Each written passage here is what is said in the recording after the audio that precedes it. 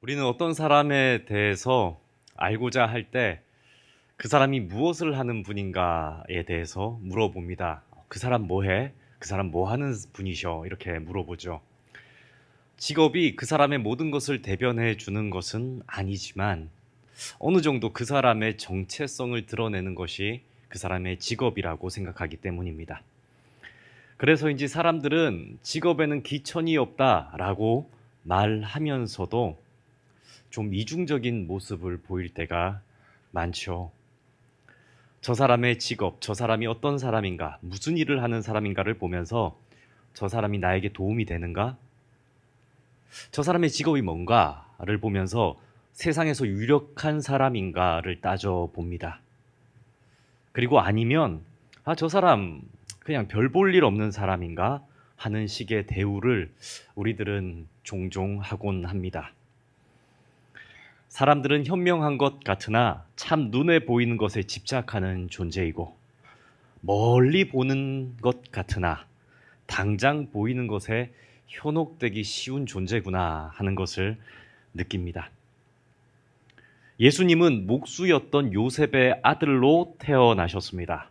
그리고 나사렛이라는 작은 동네에서 30세가 되기까지 아버지를 도와서 목수로 살아가셨습니다. 당시 목수라는 직업은 천한 직업군에 속합니다. 그래서인지 성경은 예수님의 공생의 이전 기간인 30세 이전의 삶에 대해서 거의 기록하지 않습니다. 성경은 단지 예수님의 30세 이전의 모습은 예수님의 탄생 기사와 더불어 한 가지 더, 그분이 12살 되던 해에 예루살렘 성전에서 머물렀던 것에 대해서만 기록하고 있죠. 그런데 한 가지 또 성경이 예수님에 대해서 말씀하시는 구절을 보면 이런 겁니다. 저 사람 목수의 아들이 아니냐? 저 사람 목수의 아들이 아니냐라는 냉대받는 모습입니다. 예수님의 직업과 신분으로 인해서 냉대받은 사실을 복음서에서는 2번이나 기록하고 있죠.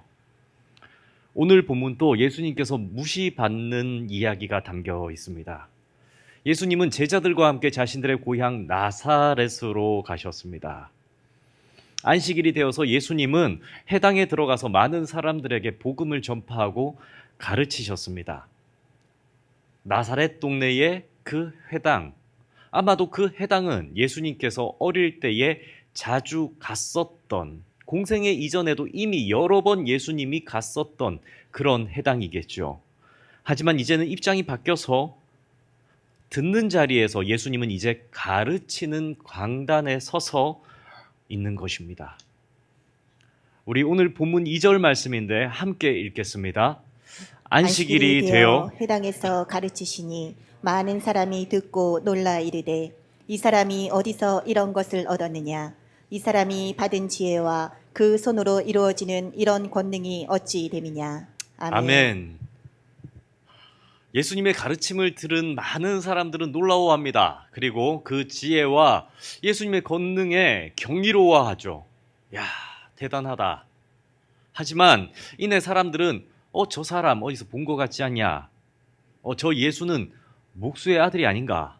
그리고 그의 어머니가 마리아가 아닌가라는 것을 지적합니다.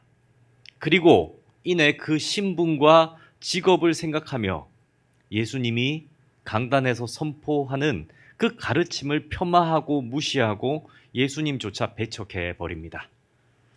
지난 세월 예수님이 나사렛이라는 작은 동네에서 목수의 가정에서 태어났고 목수의 일을 했었다는 것이 이러한 무시받음의 이유가 되는 것입니다.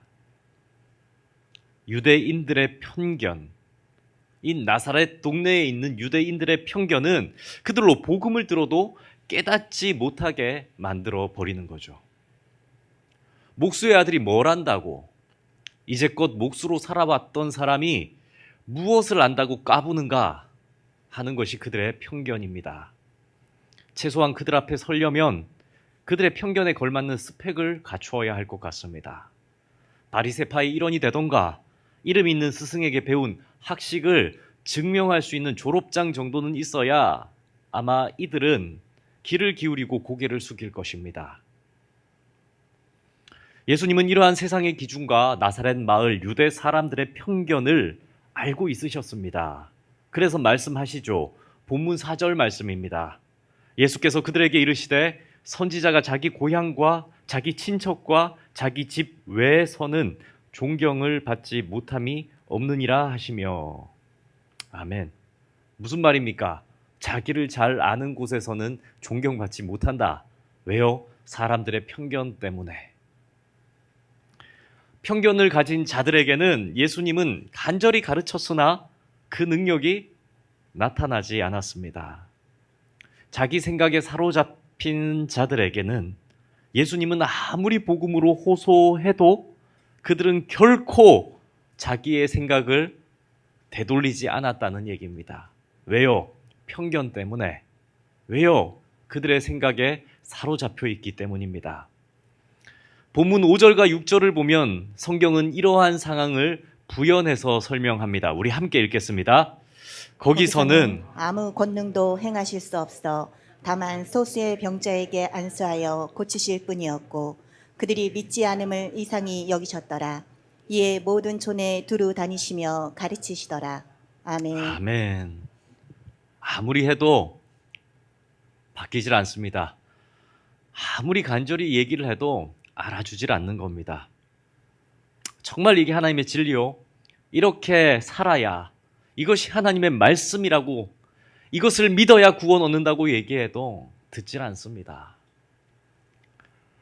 목사님들끼리 모여서 위로처럼 건네는 우스갯소리가 있는데요.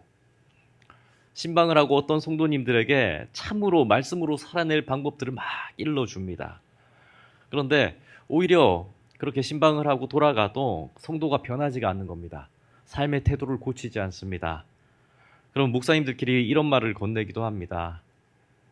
저분은 예수님이 직접 가셔서 말씀하셔도 안 들을 분입니다. 지금은 듣지 않을 것입니다. 라는 그런 우스갯소리인 거죠. 예수님이 직접 가셔서 말씀해도 듣지 않을 겁니다. 우스갯소리지만 씁쓸합니다. 그런데 이러한 농담이 이 복음서 6장, 마가복음 6장의 현실이 되어서 일어나고 있는 상황입니다. 예수님이 직접 얘기하셔도 듣질 않습니다. 예수님이 직접 호소해도 듣지를 않습니다. 그래서 당시 나사렛 사람들은 귀한 구원의 기회를, 그것도 예수님을 직접 만나서 들었던 그 복음의 기회를 날려버리고 있는 것이죠. 왜냐하면 당시 유대인들은 메시아란, 그리스도란 마땅히 화려한 왕궁의 왕자로 태어나서 고등교육을 이수하고 문무를 갖추어서 이스라엘로 노마의 압정에서 벗어나게 해줄 것이라 기대했기 때문입니다. 출신, 신분, 학력, 그리고 외모, 이 모든 것들이 탁월한 사람이 이스라엘을 구원할 것이라고 생각했기 때문입니다. 그에 비해서 예수님은 목수의 가정에서 태어나 교육을 받기 위해 학교에 간 적이 없고 명문대학이나 유학을 다녀왔다는 기록은 더더군다나 없습니다. 그분은 그저 어려서는 성전에 있기를 즐기셨다는 기록과 아버지가 했던 목수의 일을 이어받아 가업을 행했다라는 기록만이 있을 뿐이죠. 뿐만 아니라 이사야 선지자는 예수님을 이렇게 묘사합니다. 그는 주 앞에서 자라나기를 연한 순 같고 마른 땅에서 나온 뿌리 같아서 고운 모양도 없고 풍채도 없은즉 우리가 보기에 흠모할 만한 아름다운 것이 없도다. 아멘.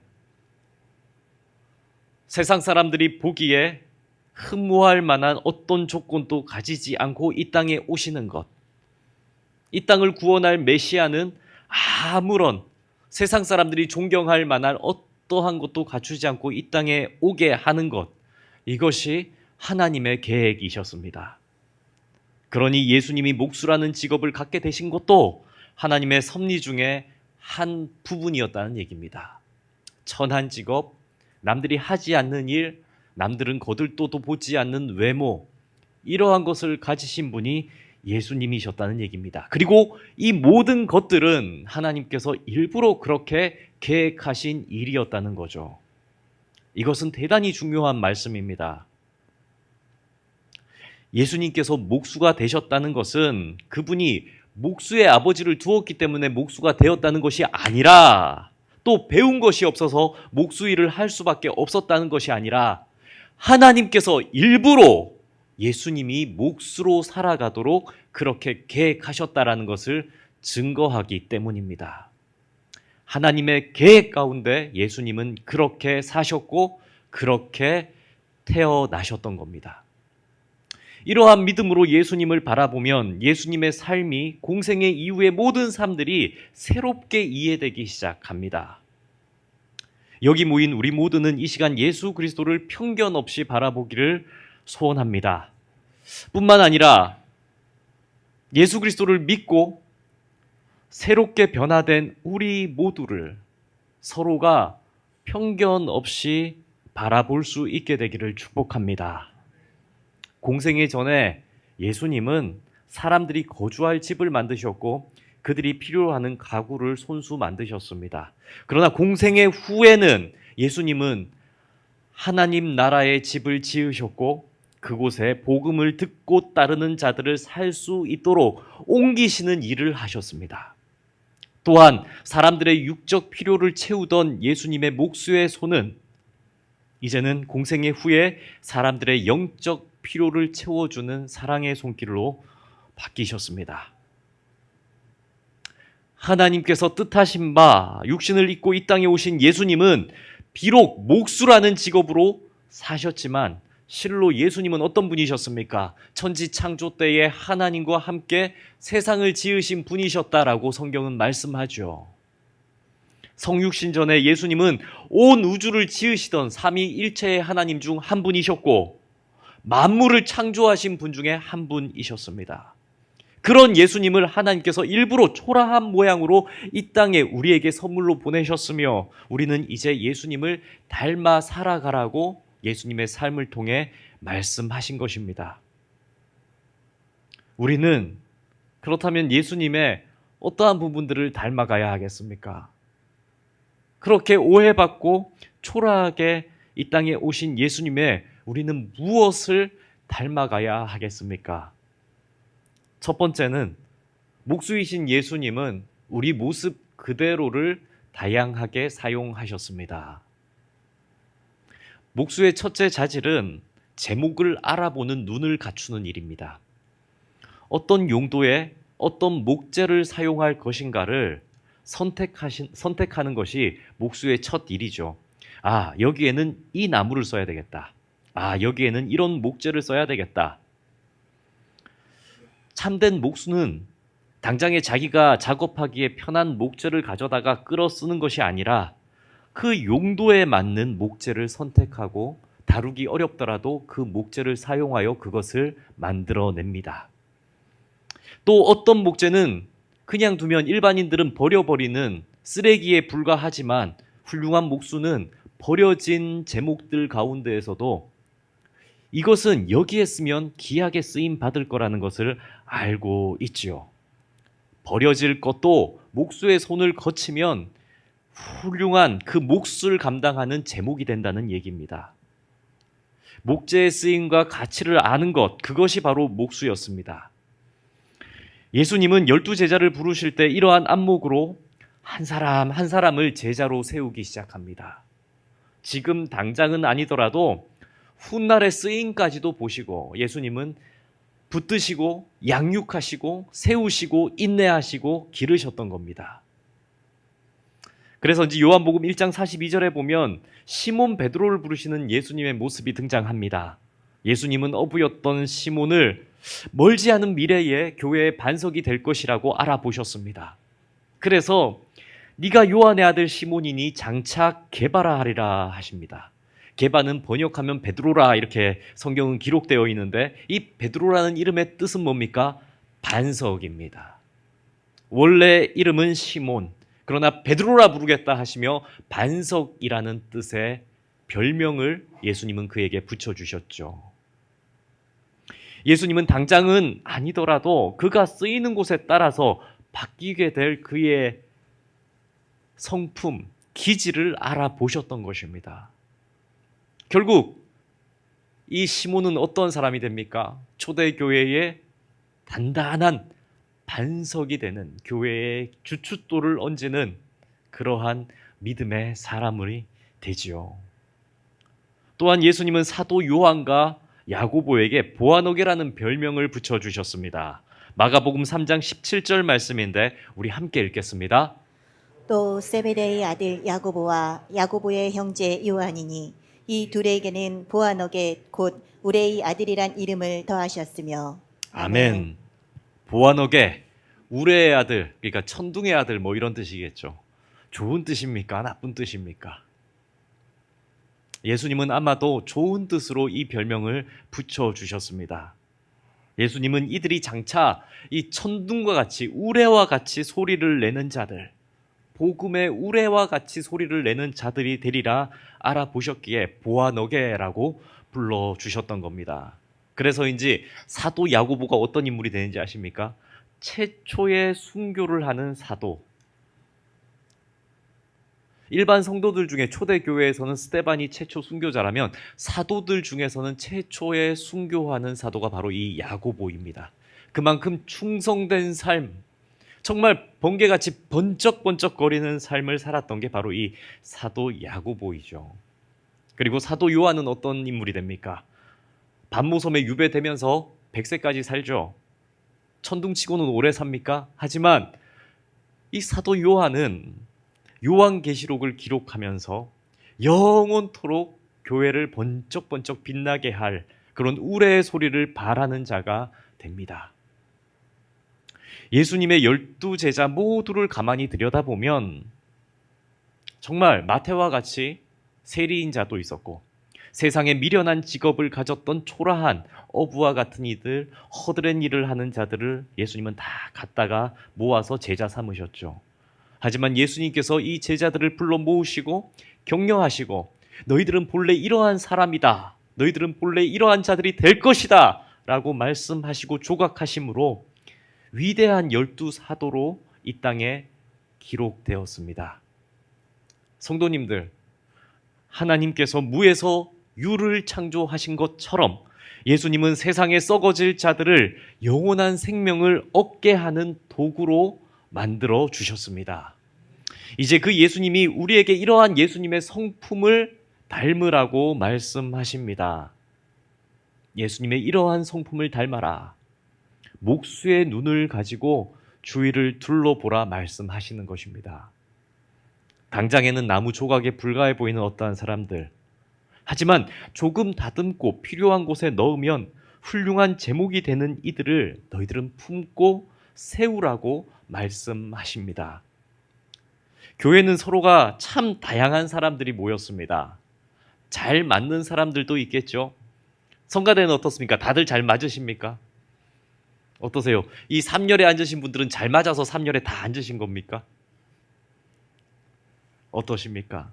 서로 잘 맞는 분들이 모여 있는 것이 교회이기도 하지만 서로 부딪히면 상극인 사람들도 이곳에는 모여 있습니다. 그러나 우리 모두는 예수님께 부름받은 이 교회를 세우기 위해 꼭 필요한 존재들로 부름받았음을 기억하시기 바랍니다. 또한 이 자리에 있는 우리 모두는 하나님께서 선택한 교회의 재료, 예수님께서 꼭 필요해서 우리를 부르신 교회의 제목임을 기억하여야 합니다. 우리는 목수이신 예수님께 붙들림 받은 존재들입니다. 그리고 목수이신 예수님은 우리들을 빚어갈 것입니다. 그러니 서로가 서로를 볼 때에 예수님께서 세우시는 존재로 서로를 인식하시기를 축복합니다. 둘째, 목수이신 예수님은 우리를 회복시키셨습니다. 목수 일을 하신 예수님은 새로운 것을 만들기도 하셨겠지만 어떤 때에는 부서진 물건을 고치기도 하셨을 테죠. 무너진 기둥을 새롭게 보강했고 어떤 사고로 인해 구멍나고 파손된 곳을 메우고 손질하셔서 본래의 기능을 다 할 수 있도록 회복하시는 것, 고치시는 일을 예수님은 하셨습니다. 그래서 마태복음 12장 20절에 보면 예수님을 일컬어서 이렇게 묘사합니다. 상한 갈대를 꺾지 아니하며 꺼져가는 심지를 끄지 아니하기를 심판하여 이길 때까지 하리니. 아멘. 예수님은 상한 갈대와 같은 우리를 버리지 않으시고 끝까지 고치시고 새롭게 만들어 쓸모 있고 가치 있는 인생을 살아가게 하시는 분이십니다. 예수님은 병든 자를 고치셨고 그릇된 성품의 사람도 고치셨으며 부정한 여인의 삶도 회복시키셨습니다. 매국노와 같은 일을 하던 자도 변화시키셨고 돈에 집착하던 자를 치유하사 참된 영광을 집착하며 살아가게 하십니다. 예수님은 실로 병든 자와 그릇된 자들을 바꾸셨습니다. 지금도 예수님의 손에 붙들린 사람들은 놀라운 변화를 체험하며 치유되는 복을 누리며 살아갑니다. 예수님은 썩어서 버려질 것들까지도, 심지어 예수님은 자신을 아프게 했던 자들까지도 품으시고 고치시고 회복시키신 분이십니다. 그 대표적 인물이 사도 바울이죠. 잘못된 방향의 믿음이 그렇게 나아가던 사도 바울을 예수님은 완전히 돌리셔서 회복시키셨습니다. 그러자 이 사도 바울은 어떻게 됩니까? 영광된 일꾼으로 살아가는 그러한 회복을 누리게 됩니다. 사도 바울은 스스로를 생각합니다. 나는 예수님을 만나기 전에 회방자요, 핍박자요, 폭행자요, 죄인 중에 괴수였다라고 고백하죠. 하지만 예수님은 이러한 바울을 오래 참으시고 고치시고 다메섹 도상에서 만나 주심으로 바울로 하여금 어떠한 사람이 되게 하십니까? 믿어 영생 얻는 자들의 본이 되게 하셨다. 디모데전서 1장 16절에 말씀하죠. 잘못 나가던 자를, 죽음의 길로 가던 자를, 멸망의 길로 가던 자를 고쳐서 어떻게 해요? 믿어 영생 얻는 자들의 본이 되는 자로 바꾸셨다. 예수님은 그렇게 말씀하십니다. 예수님은 실로 모든 이들을 회복하실 수 있는 능력의 주님이심을 믿으시기를 축복합니다. 성도님들, 예수님을 만나면 모든 것이 고침을 받습니다. 아멘이십니까? 예수님은 우리에게 가르쳐 주셨습니다. 할 수 있거든이 무슨 말이냐? 믿는 자에게는 능히 하지 못할 일이 없느니라. 아멘. 우리는 그저 예수 그리스도를 믿는 자들이 되면 됩니다. 우리의 죄가 주홍같이 붉을지라도 예수 그리스도를 믿음으로 양털같이 희어질 것입니다. 우리의 모습이 회생불능의 상처를 입었다 할지라도 예수 그리스도를 믿음으로 말미암아 다시 새 힘을 얻게 될 것입니다. 헬렌 켈러가 그랬고 링컨 대통령도 그랬고 록펠러도 그랬습니다. 그러나 예수님을 만나자 다 쓰임받고 변화되었죠. 이 시간 함께 소리내어 외치길 소원합니다. 예수님이 나를 회복시키십니다. 예수님이 나의 몸을 고치십니다. 예수님이 나의 인생을 회복시키십니다. 아멘. 셋째로, 목수이신 예수님은 우리를 사랑하셨습니다. 예수님은 목수로 사시면서 십자가를 지으셨고 훗날에는 십자가에 달려 죽으셨습니다.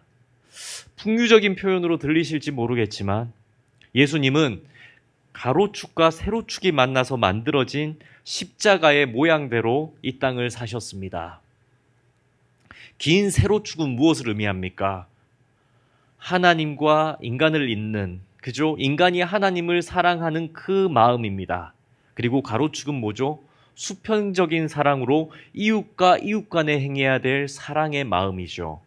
예수님께서는 이 두 막대기가 만들어낸 십자가 모양의 사랑을 행하며 사셨습니다. 마태복음 22장 37절에서 40절 말씀 우리 함께 읽겠습니다. 예수께서 이르시되 내 마음을 다하고 목숨을 다하고 뜻을 다하여 주 너의 하나님을 사랑하라 하셨으니 이것이 크고 첫째 되는 계명이요 둘째도 그와 같으니 내 이웃을 내 자신같이 사랑하라 하셨으니 이 두 계명이 온 율법과 선지자의 강령이니라. 아멘. 예수님은 몫으로 무시당하는 삶을 사셨습니다. 사람들에게 손가락질 받는 삶도 사셨습니다. 그러나 예수님은 그러한 삶을 사시면서도 마지막까지도 예수님을 무시했던 이들을 위해 십자가에 달려 죽으셨습니다. 이 희생은 하나님의 말씀에 순종하는 하나님을 향한 첫 번째 사랑이었고 우리를 향한 변함없는 수평적인 사랑이셨습니다. 그리고 그 십자가 사랑을 다 죽으시면서까지 이루시고 난 후에 예수님은 고백하십니다. 내가 다 이루었다. 자신이 죽어서 하나님을 향한 순종의 사랑을 완성하고 이웃을 향한 그 십자가의 사랑을 완성하신 것입니다. 결국 이 십자가 사랑은 어떻습니까? 죽음으로 향하는 죄인을 하나님께로 되돌릴 수 있는 유일한 길을 내는 것이 바로 이 십자가였습니다. 예수님은 이제 그 십자가 길을 우리에게 함께 걷자며 우리를 초대하고 계십니다. 그리고 사랑으로 만드신 그 십자가의 길 끝에는 십자가의 그 길 끝에는 예수님이 짓고 계신 하늘의 집이 있습니다. 요한복음 14장 2절에서 4절 말씀인데 제가 읽어드립니다. 내 아버지 집에 거할 곳이 많도다. 그렇지 않으면 너희에게 일렀으리라. 내가 너희를 위하여 거처를 예비하러 가노니 가서 너희를 위하여 거처를 예비하면 내가 다시 와서 너희를 내게로 영접하여 나 있는 곳에 너희도 있게 하리라. 내가 어디로 가는지 그 길을 너희가 아느니라. 아멘. 십자가의 길을 다 걸으신 예수님, 부활하여 오신 후에 그 십자가의 길 끝에 무엇이 있는지를 말씀하십니다. 그곳에는 너희를 위한 거처를 내가 짓고 있다라는 겁니다. 십자가의 그 길 끝에는 내가 부활한 것 같이 너희들이 부활한 후 머물게 될 하나님 나라의 집이 있다라고 말씀하십니다. 그러면서 예수님은 말씀하시죠. 내가 어디로 가는지 그 길을 너희는 안다.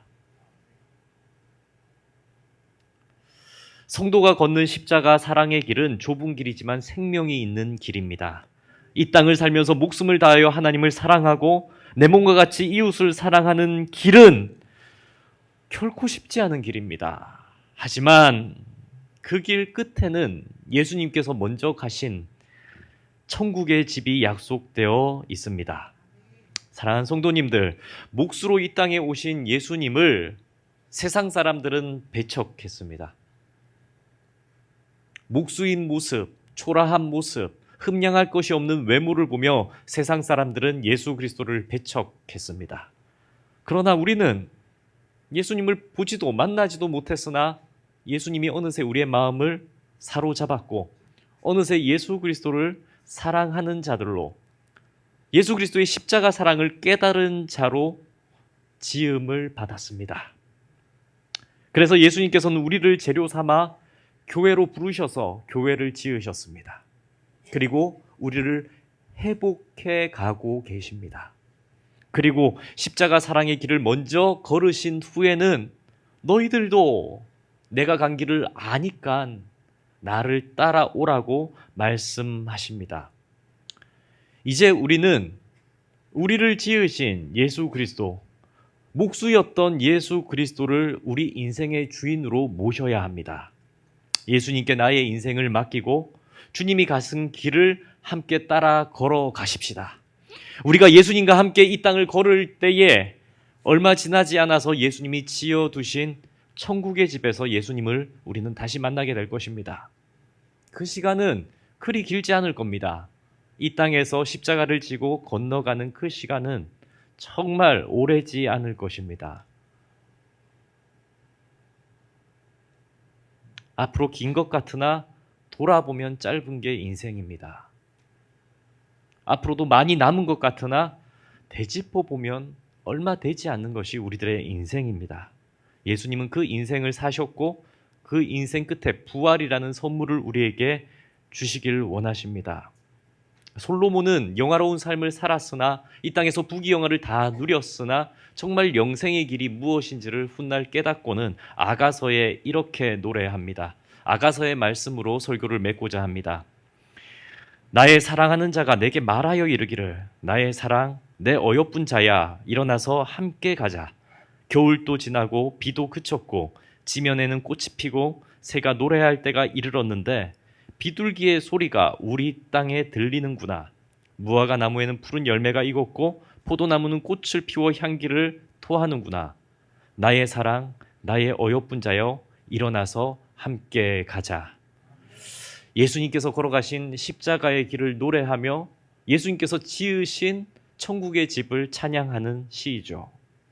예수님의 사랑 안에서 지금보다 더 나은 천국을 소망하는 저와 모든 성도님들이 되기를 축복합니다. 그리고 이 땅 가운데 목수였던 예수님께서 행하셨던 그 모든 일들을 우리 서로 함께 행하며 예수 그리스도께서 지셨던 십자가를 우리가 나눠지며 예수님께서 걸으셨던 그 십자가의 길을 서로 손잡고 함께 걸어가는 저와 모든 성도님들 되기를 주님의 이름으로 축복합니다. 이 시간 함께 찬양하기 원합니다. 찬양할 때의 이 가사가 우리의 고백이 되기를 소원합니다.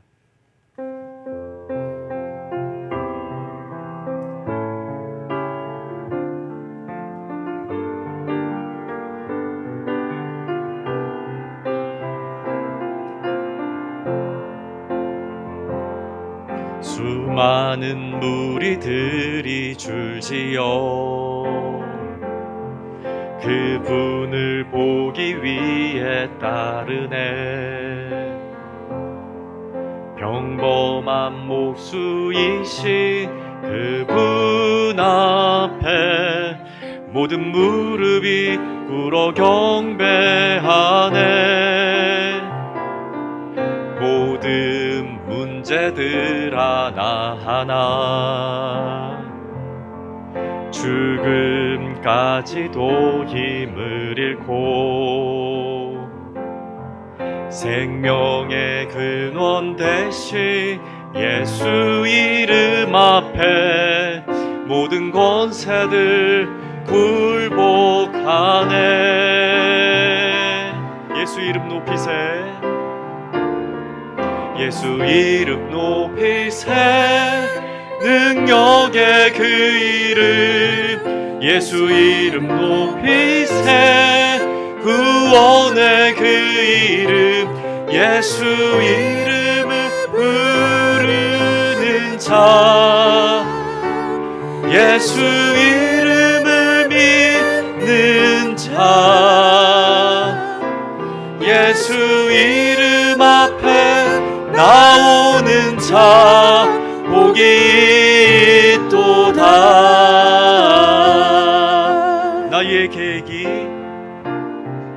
나의 계획이 실패하고 나의 소망이 끊어질 때 삶의 주관자 되신 그분 앞에 나의 무릎을 꿇어 경배하네. 나의 삶을 그분께 맡길 때 비로소 나의 마음 평안해. 구원의 반석 되신 예수의 이름을 소리 높여 찬송하네.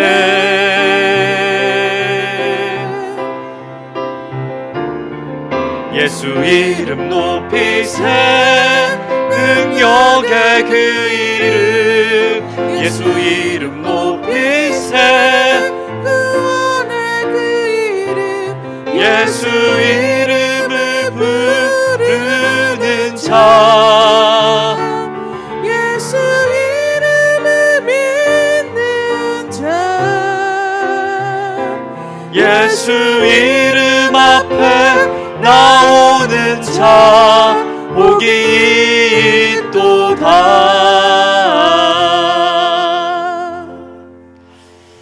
기도하겠습니다.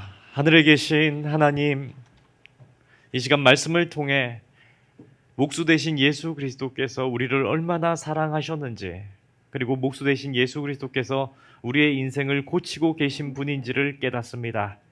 그리고 목수 되신 예수 그리스도께서 우리의 기질과 성품을 알아 예수 그리스도의 교회를 짓고 계심을 깨닫습니다. 예수 그리스도께 부름받은 저희들이 서로가 서로를 볼 때에 예수님의 마음으로 서로를 용납할 수 있게 하시고 서로가 지어가는 교회임을, 서로가 완성되어 가는 교회임을, 아직은 짓고 있는 교회임을 인정하며 바라보게 하여 주옵소서. 그리고 훗날 예수 그리스도께서 십자가를 지셔서 부활을 선물로 주신 것처럼 우리가 걷는 이 길 끝에는, 그 십자가의 길 끝에는 예수님이 선물로 주신 부활이 있음을 고백하게 하여 주옵소서. 이 모든 간구 우리 주 예수 그리스도의 이름으로 기도드립니다. 아멘.